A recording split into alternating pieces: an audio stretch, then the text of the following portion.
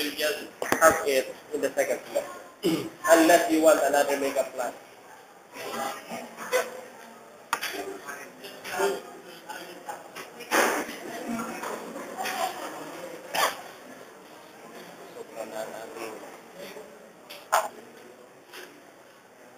So last time we finished judicial department, right?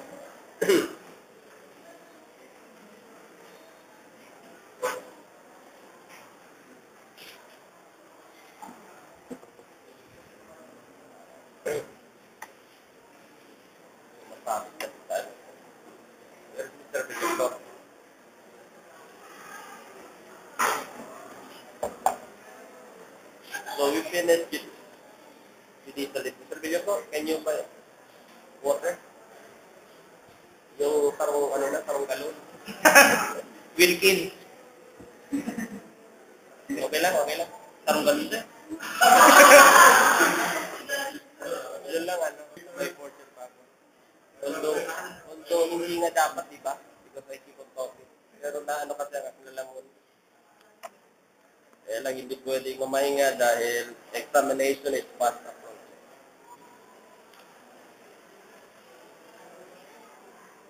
So we started last time constitutional commissions, especially as regards the Civil Service Commission. And while we are waiting for Mr. Villaflor, last time we discussed the case of Brillantes versus Yora, di ba? This has something to do with temporary appointment made by the President to a chairman of the COMELEC. And can the President do that? Sabi daw ng kaso ni Yora versus Brillantes versus Yora, COMELEC is an independent commission. Although the appointing authority is with the President, it's not proper for the President to interfere, take note. Especially so that a member of a constitutional commission cannot be designated in a temporary or in an acting capacity. Diba?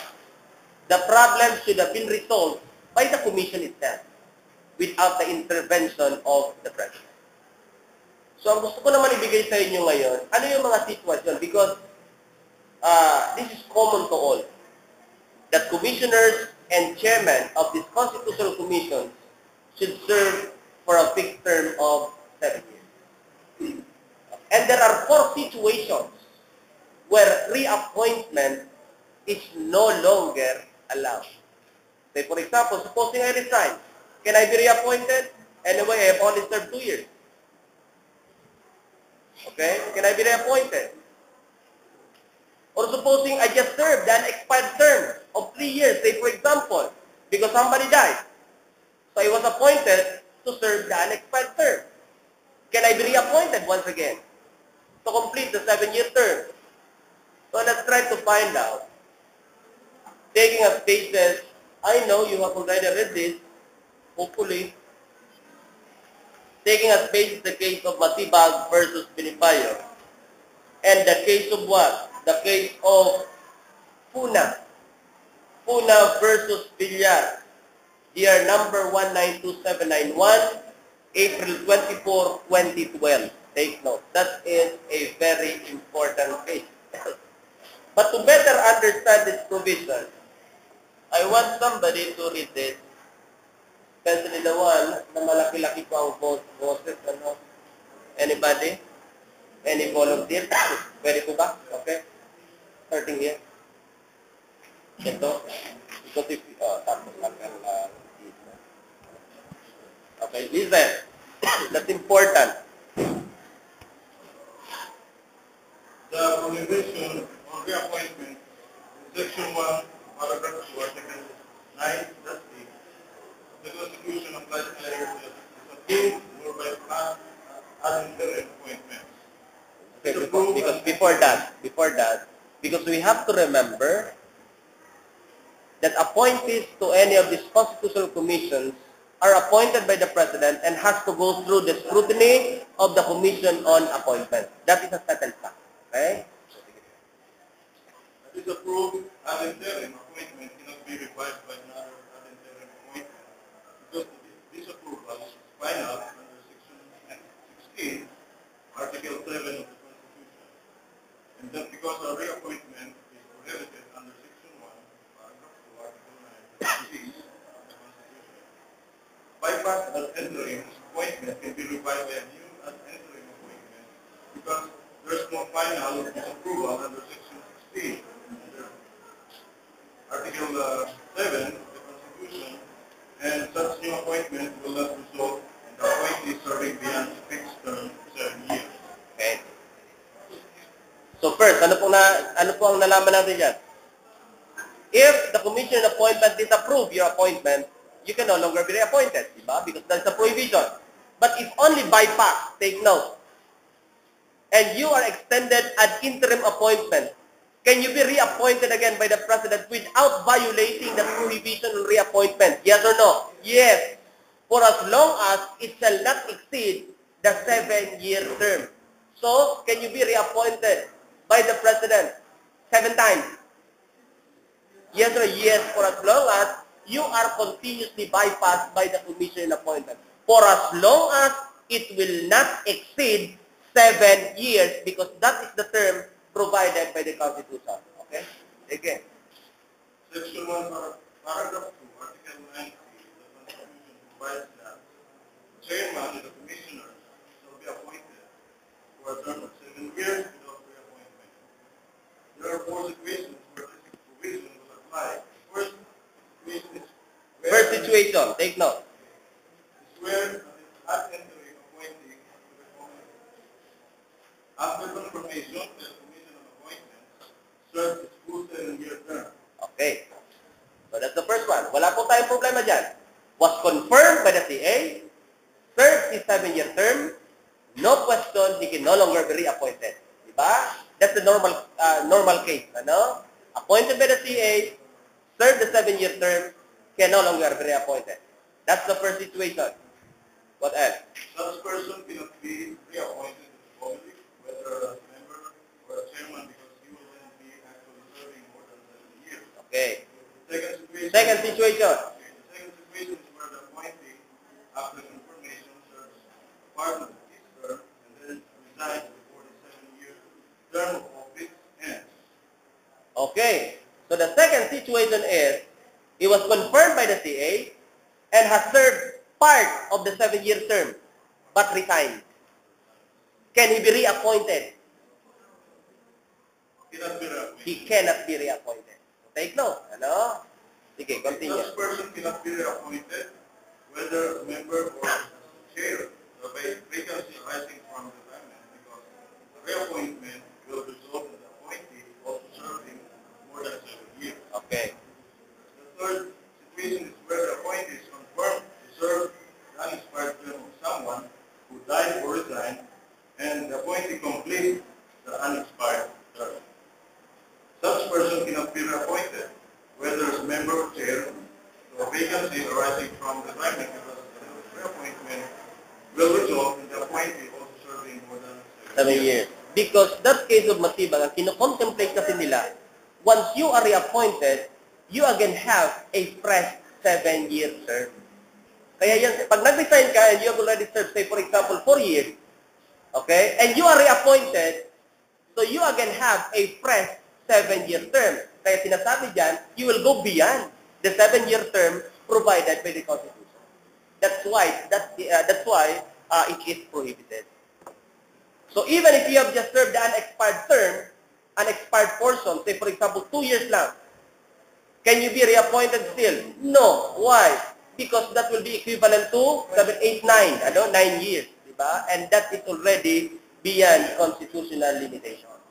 Okay. So that's the third. The fourth situation is where the appointee previously served a term of less than 7 years. Vacancy arises from death or resignation. Even if it will not result in his serving more than 7 years, a reappointment of such person to serve an expired term is also serving more than 7 years. Also prohibited because this situation will be similar to those appointed under the second sentence of Section 1, Paragraph 2, Article 9C of the Constitution. So what is the situation with the fourth paragraph? And what is the fourth situation? The fourth situation is what? The fourth situation is, supposing you are a commissioner. You have 7-year term. Di ba? And you are already serving as commissioner for 4 years. Your chairman died. Can you be appointed as chairman? Sabi sa kaso ng Matibag, cannot. Because if you'll be appointed as chairman, you'll be given again a fresh 7-year term. And that is a constitutional violation. Kaya nga sinasabi doon sa fourth situation, similar din siya doon sa other situation. Nakukuha niyo po? Are you getting the point? Okay. This provision refers to the first appointments under the Constitution whose terms of office are less than 7 years, but are barred from ever being reappointed under any. Talagang uubusod mo ang boses ko. Okay lang. Okay. The framers of the Constitution made it quite clear that any person who has served any term of office as Comelec member, whether for a full term of 7 years, a truncated term of 5 or 3 years, or even for an unexpired term of any length of time, will no longer be reappointed to the Comelec. Okay. Klaro po yan, ha? That also refers to the first appointee. So first appointee, if you'll be checking the Constitution sa CA, CST, Civil Service Commission, sa COA, sa Commission on Audit, the commissioner will serve for 7 years. The chairman, 7 years. One commissioner, 5 years, and another one commissioner, 3 years. Okay. For purposes of the prohibition, the 3-year term should be considered one full term. The 5-year term should be considered one full term for purposes of prohibition on reappointment. As regards what? First appointee. Yeah? Pero yung succeeding appointees, mga 7 years na yan. Yung mga first appointees na. That's what mentioned. Alanganin daw po yung fourth situation. Okay? Alam niyo yung fourth situation, di ba? Commissioner in-appoint as chairman. Okay. May binago dyan ang Korte Suprema. Ano yun? The fourth situation, however, does not commend itself to our concurrence as much as it is basically predicated on the postulate that reappointment, as earlier therein defined, of any kind is prohibited under any and all circumstances. To reiterate, the word reappointment Take note. a second appointment to one in the same office. Take note. Pag sinabi daw pong reappointment, a second reappointment to one and the same office. Take note that, to one and the same office. That is the reappointment being contemplated in the provision of constitutional commission. Okay. Section 1, paragraph 2, Article 9D of the 1987 Constitution and similar provisions Do not. peremptorily prohibit the promotional appointment of a commissioner chairman, provided the new appointee's tenure in both capacities does not exceed 7 years in all. The statements in Matibag enunciating the ban of reappointment in a four-sided court situation perforce must be abandoned, Oh, take or note. indeed a promotional appointment from the position of commissioner to that of chairman is constitutionally permissible in that part. Oh, did you get it? 1, paragraph 2, Article 90 of the Constitution. Nakukuha po natin. So the fourth situation in the case of Matibag was already abandoned. Ano yun? If you are the commissioner and appointed as chairman, yeah, you are prohibited under the case of Matibag because you'll be given a fresh of 7 years, di ba? A fresh 7-year term, so you will exceed the constitutional limitation. Inabandon na po yun. Because the Constitution sabi daw, it does not prohibit promotional appointment. Yeah? For as long as it will not exceed the 7-year term. Okay. Ang tanong ngayon, saan magre-reckon yung 7-year term? Saan magsisimula yung 7-year term? The court is likewise unable to sustain Villar's proposition that this promotional appointment as co-chairman gave yun ang position niya. fresh 7-year term Oh. from February 2008 to February It was 2015. appointed by GMA. Given its 4-year tenure as COA commissioner, the values of the past pronouncements made by this court starting from the Rivera, then Correal, Zama, and finally Matibag. has been divergence of opinion as to the import of the word reappointment, there has been unanimity on the dictum that in no case can one be a FUA member, either as chairman or commissioner, or a mix of both positions for an aggregate term of more than 7 years. Contrary view would allow a circumvention of aggregate 7 years service limitation and would be constitutionally offensive as it would break above with the spirit of the rotational system of succession. So, where should the 7-year period reckon? Saan magre-reckon? It will reckon from the time he was appointed as what? He was appointed as commissioner. So since may 4 na taon na siya being the commissioner, can he be appointed as the chairman? Yes. But will only be what? Will only hold the position for only 3 years. So that it would still comply with the constitutional limitation of 7 years. Did you get the point? So yung fourth situation, modify. Pero yung first 3, in the case of Matibag, as issue po yun, as if, yun lang po fourth situation ang binago. Especially as regards what? Promotional appointment. Especially as regards promotional appointment, pero hindi dapat mag-exceed 7 years. Hindi dapat mag-exceed to 7 years. So I want you to visit also the case of, the recent case of Puna versus Villar. Yun ang contention ni Villar. Since I was again appointed as chairman, I should be given a fresh 7-year term. Diba? Sabi naman ng Supreme Court, hindi po ganyan. You will be transgressing the term limit provided by the Constitution. Okay? So, klaro po yan. Did you get the point? Naintindihan niyo po. Kung hindi niyo naintindihan, basahin niyo din yung kaso ni Puna versus Villar. April 24, 2012, GR number 192791. So take note, huwag niyo pong palalampasin ang power to appoint ng Presidente without reading the case of Matibag. Huwag niyo din pong palalampasin, basahin itong Puna in the case of Constitutional Commission. Take note. Any question? Bilis-bilisan na po natin. I also ask you to read RA 6850, diba? Also, the case of Patug, Alberto versus Patug, this has something to do with what? This has something to do with the concurrent jurisdiction of what? Of the Civil Service Commission, the Department of Education, and the Board of Teachers under the Professional Regulatory Commission.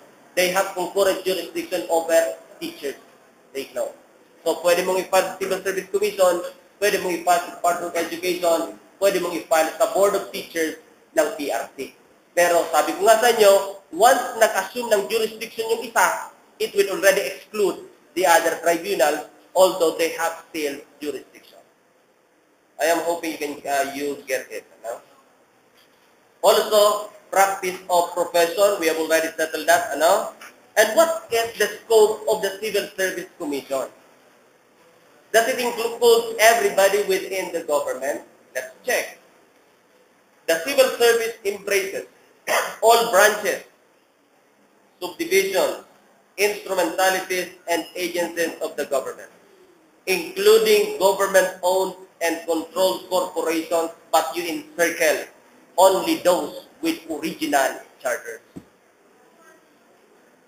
Only those with original charters. Meaning to say, those government-owned and controlled corporations that are created by Congress. Why? Is it possible that a government-controlled corporation may be created under the corporation law?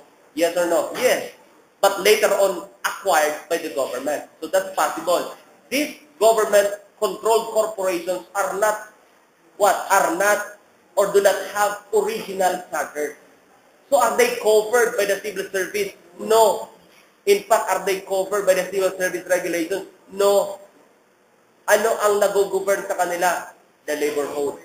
Take note, the provision of the labor code. In fact, if I am not mistaken, also as regard the power of the ombudsman. You know, the power of the ombudsman includes public officer and public employee in the government, including those government-owned and controlled corporations, pero klaro din po nakalagay doon, only those with original charter. Kaya there is a corporation there, MIA, if I am not mistaken. There were two public officers who were charged before the office of the ombudsman. Okay, MIA. But MIA, sabi na, does not have original charter. So should we consider officers and employees of MIA as what? As public officers and public employees? Yes or no? The answer is no. No? Therefore, they are not subject within the jurisdiction of the office of the ombudsman. Take note. There is a certain case as you go along with probably by the second semester, especially when we discuss power of taxation, we will be encountering that case of MIA, especially when they were charged before the office of the ombudsman, but they are not considered public officers, so beyond the cognizance of the office of the ombudsman. So take note, only those with original charter. Let's go on. Also, it's also within the authority of the Civil Service Commission to determine positions. And usually positions may be, or appointments may be considered non-competitive or competitive. If the Civil Service Commission issues temporary appointment or a permanent appointment, may the Civil Service Commission recall that appointment? Yes or no? Yes, if the same fails to comply with some statutory and constitutional requirements. Take note. So what does the Civil Service Commission check, especially as regards appointment? To check whether or not the appointee has met at least the minimum qualifications, statutory as well as constitutional qualifications for the office. So yun ang check. But supposing hindi siya na-check, tig-recall niyo yung appointment, can the Civil Service Commission assert that this person has to be appointed because he is more than qualified to the position? Yes or no? The answer is no. It's not within the authority of the Civil Service Commission to assert that this person has to be appointed. It is still within the discretion of the appointing authority. It's not still within the discretion of the appointing authority.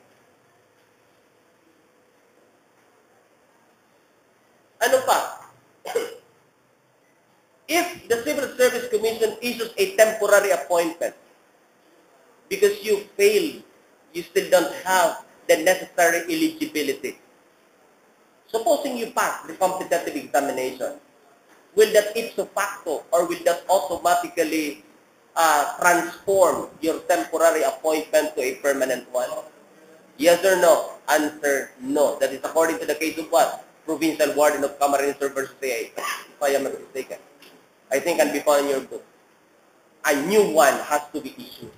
A permanent appointment has to be issued, and temporary appointment will not be converted to a permanent one unless a new one is issued.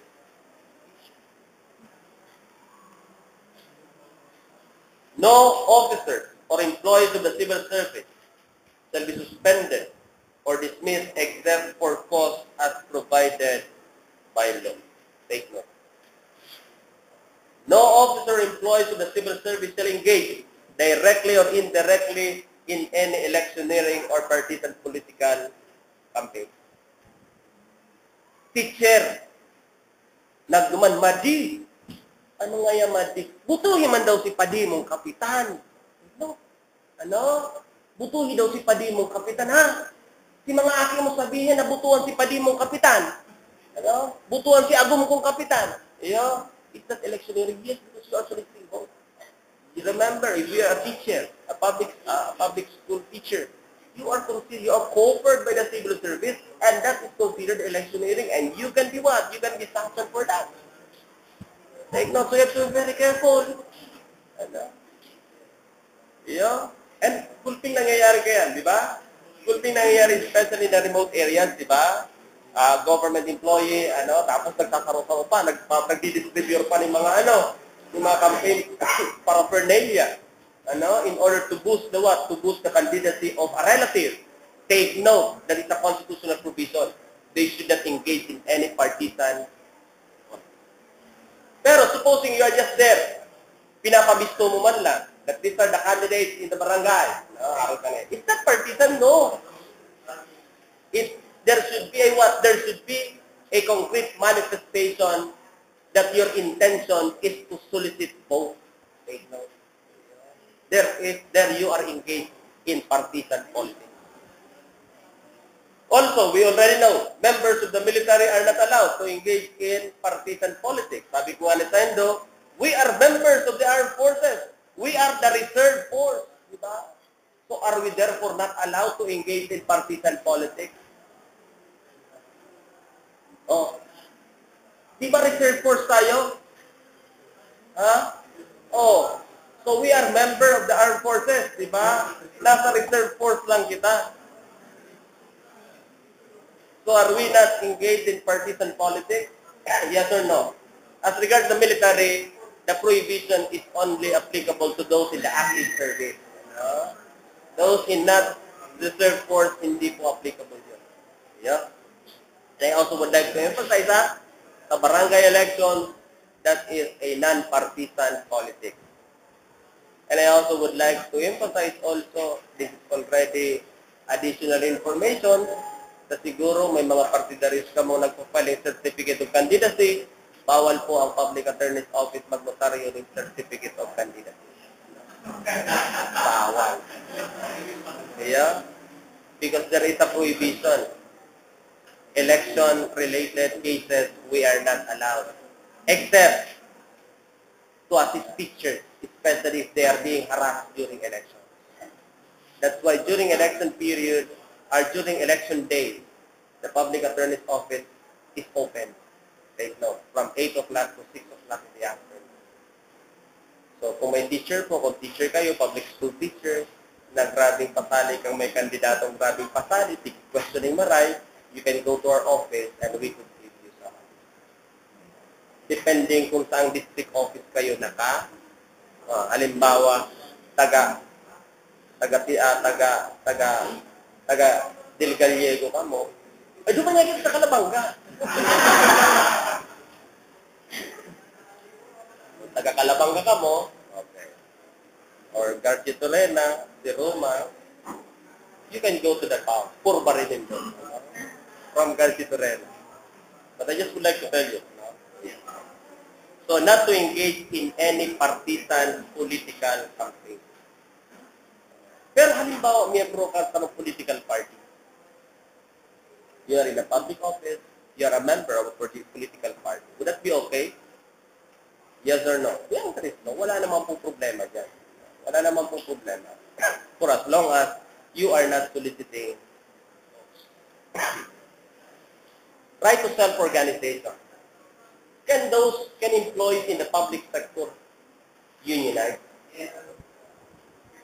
That is even encouraged by the Constitution. Okay? Right to self-organization. Right to self-organization. Pwede ba? That is even provided sa social justice provision of the Constitution. Workers whether in public or in a private sector should not be denied of their right to what? To collective bargaining, di ba? Including right to strike, di ba? Nakalagay doon, all workers. That is why, if you be asked in the bar examination, are those employees in the public sector, or do employees of the public sector have the right to strike? If you will be checking the provision on social justice, there is no distinction. And that is a very That is a very dangerous answer. Because you have to correlate it with that provision under the Civil Service Commission, where the right to strike is omitted already. Especially those employees in the public sector. While they can organize, but they do not have right to strike. Okay? So, alas 10 ng pagkabanggi. Hanggang alas 12 ngayon, boy, mataraw kita sa tinampo. Makuraw kitang dagdagan ang katuyaw.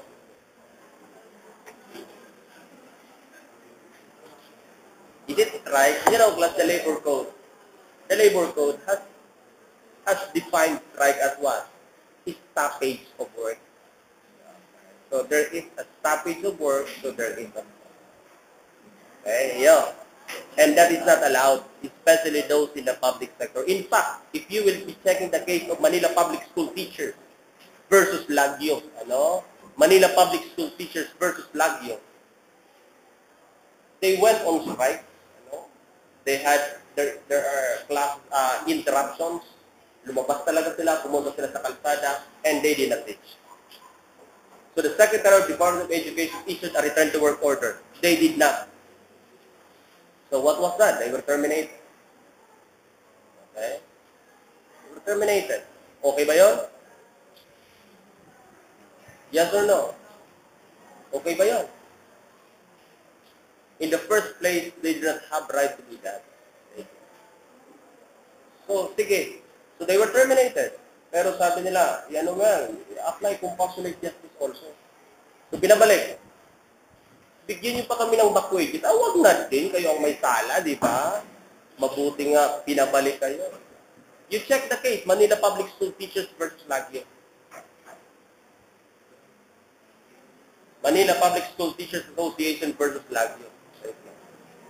They are not allowed, to strike, to stay on strike. Lagyo versus Judge Lagyo. Lagyo. Judge Lagyo. So take note.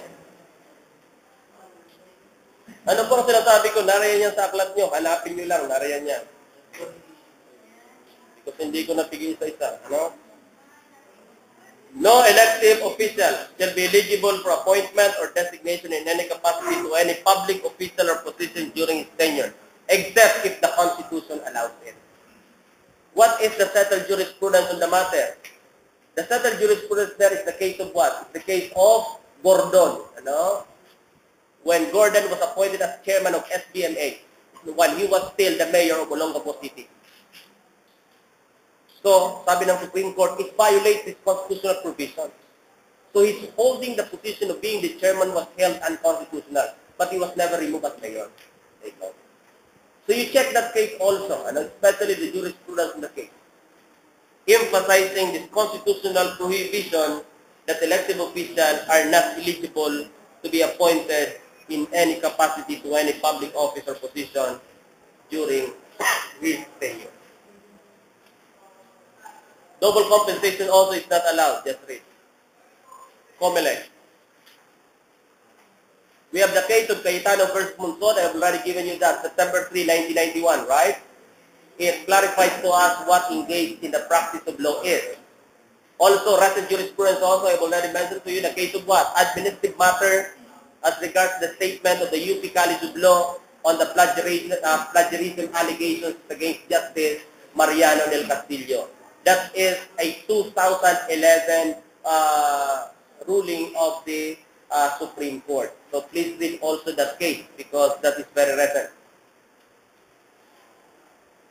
So the COMELEC, the Commission on Elections, composed of what? Chairman and 6 commissioners.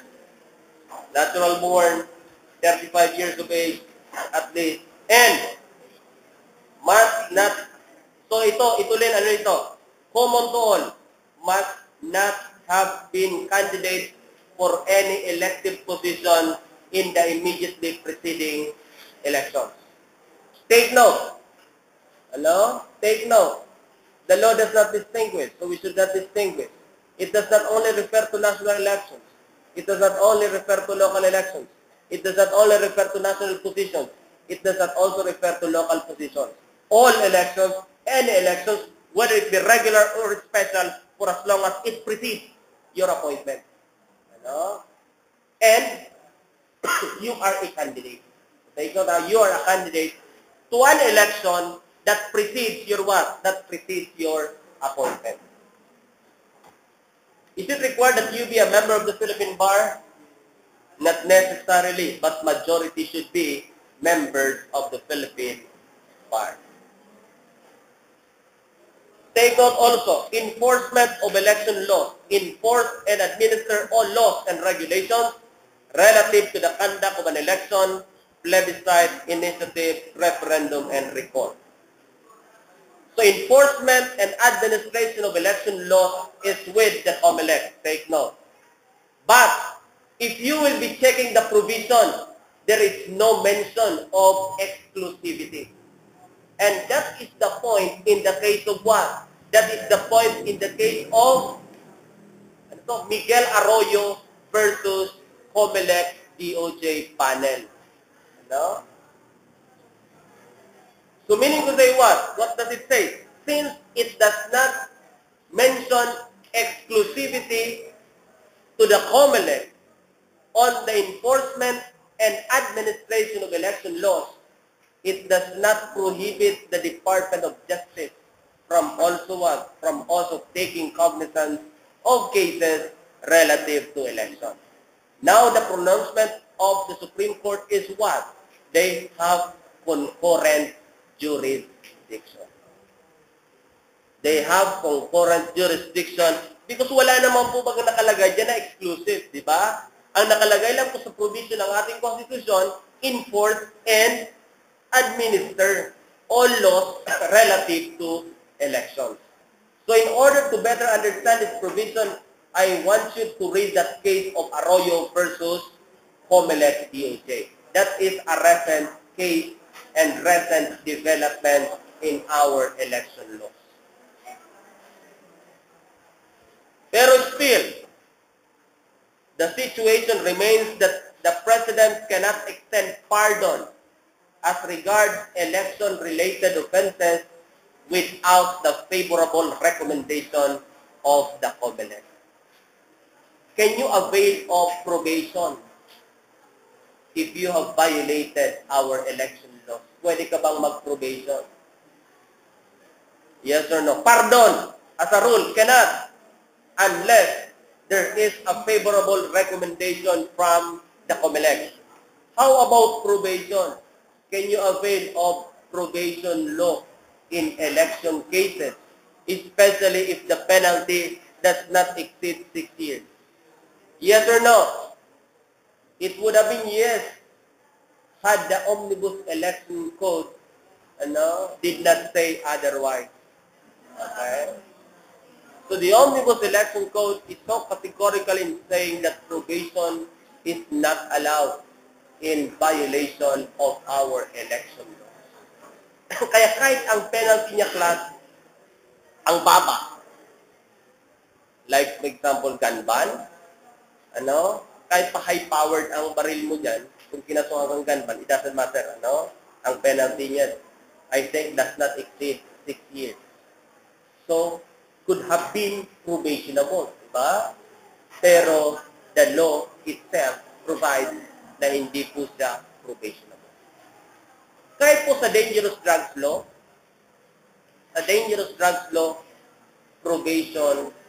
probationable ba siya?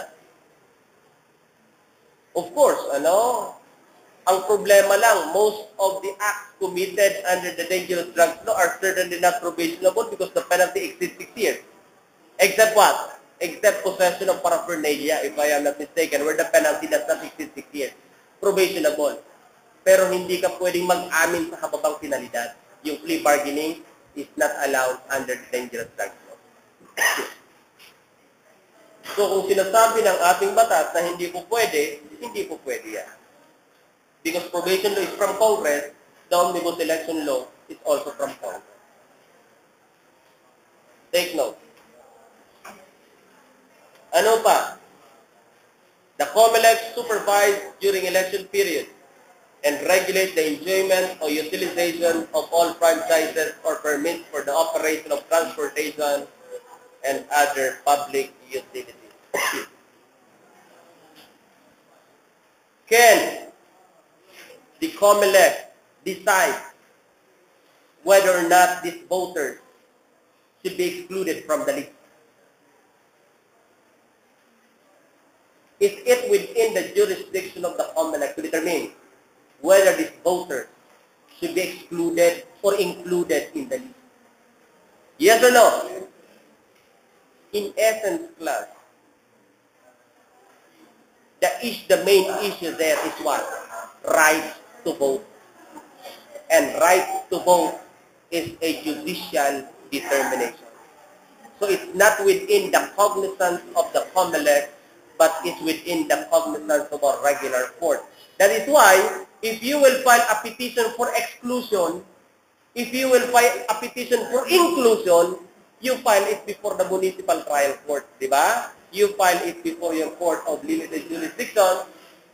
So anong pwedeng gawin ng COMELEC? Can the COMELEC motu proprio initiate exclusion proceeding? Yes. So pwede sila mag-file ng complaint.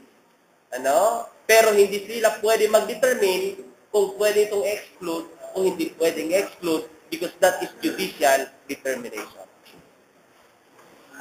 How about electoral protest, election contest? We have already settled this, no? Because barangay election is again approaching. And certainly you'll be asked as paralegal for some countries. Paralegal, barangay election, may paralegal.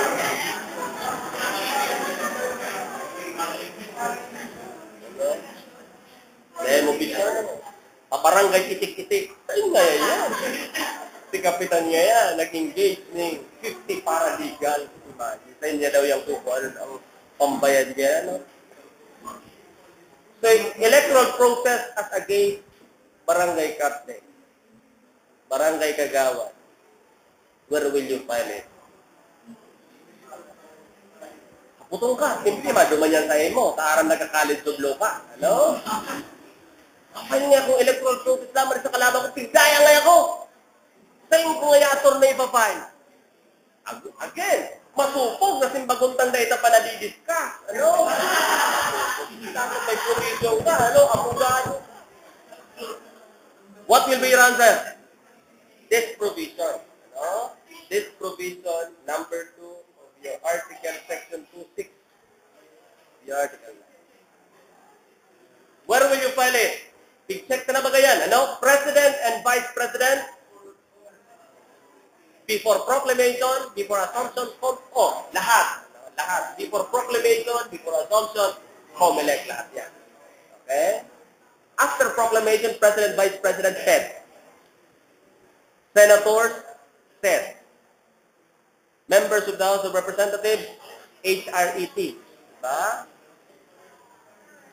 Provincial and regional officials, elective officials, your governor, vice governor, your board members, COMELEC. Take note, ha? Ngayon mo ngayon, Sir Kinupa. O yan. Exercise exclusive, ha? Original, ha? So dyan mo talaga ipapile. Jurisdiction over all contests relating to elections, returns, and qualifications of all elective, regional, provincial, and city officials. So what does it mean? Your governor, vice governor, board members. Sino pa? Your city mayor, city vice mayor, city councilors. Where will you go? COMELEC. Okay? If the decision is adverse, can you go to the Supreme Court? Yes. Tertiary. No. How about elective municipal officials? You go to your court of general jurisdiction, that is your regional trial court. If the decision of the regional trial court is adverse to you, where will you appeal? Will you follow the hierarchy of court? No. The normal is RTC, you go to the CA. But as regards election case, where will you go? Appellate court, COMELEC. Saan mo, sir, kinitkit naman yan? Oh, yeah.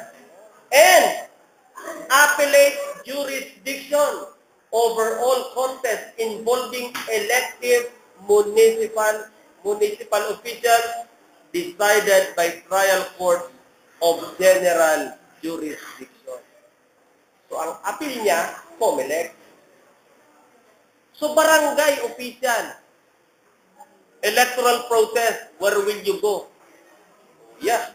Tama naman. or involving elected barangay officials decided by trial courts of limited jurisdiction. What is the trial court of limited jurisdiction? That is your municipal trial court, metropolitan trial court, municipal circuit trial court, municipal trial court in cities. Ano? So these are courts of limited jurisdiction which have cognizance over contests relating to barangay officials. If the decision is adverse, where will you go? Appellate jurisdiction, COMELEC. If the decision is adverse to you, wait for the next election. Ano?